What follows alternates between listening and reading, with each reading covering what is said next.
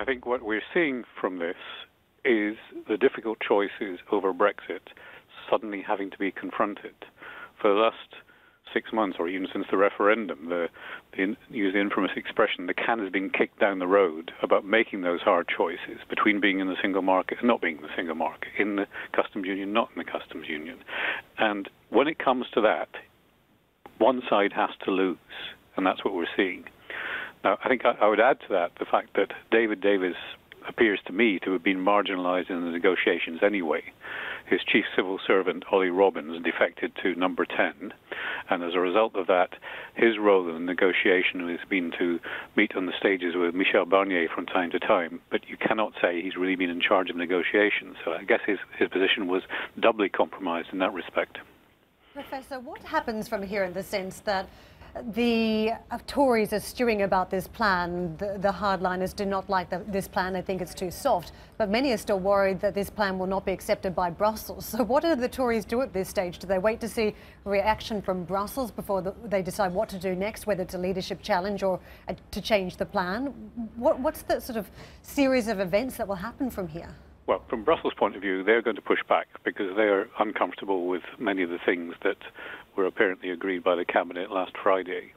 They will see some of the proposals as being, yet another of these expressions, cherry-picking.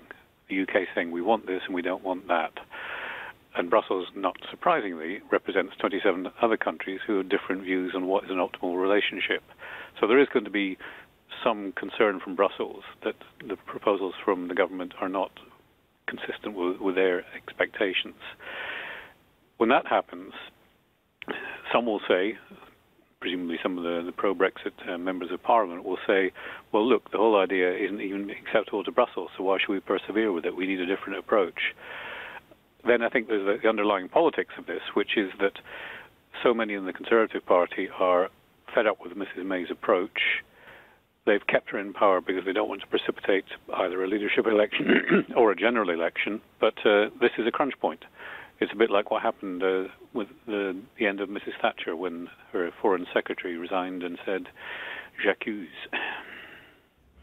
Professor Begg, on Friday and Saturday, one of the constituencies which was very pleased with the direction of the discussions was the business community. How do you see the business community now reacting to this latest turmoil? Well, the business community is very firmly behind staying in the single market. It's as yet unclear to the extent to which the outcome of Friday's decisions will be, in effect, staying in the single market. I think that the business community will be concerned that this is going to precipitate new uncertainty, could lead to turmoil, political turmoil, with very, very difficult to predict outcomes. And this is going to upset everybody who's sitting on investment and saying, why should I invest in the British economy today? Because we don't know what context we're investing in. Iain, it's a numbers game in Parliament now as well. Now, presumably, despite their concerns over a meaningful vote, the Grieve-Soubry echelon of the Conservative Party, they're back on board potentially with this now as well. What about in terms of the opposition, of course, because Keir Starmer's already said that this doesn't look like a workable deal, said it's a fudge. Well, all politics is a fudge, ultimately, as you pointed out to as well. But what about the DUP as well? So in the numbers game, does she have her numbers? No. If the pro-Brexit members of her own party say we're not having this, they have the numbers to bring her down. And this is where we get, rather than counting numbers, into the question of do turkeys vote for Christmas?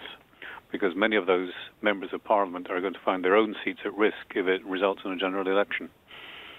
So, Iain, coming up to 9 o'clock here in the UK, we are counting down for the name who is going to be the next Brexit secretary.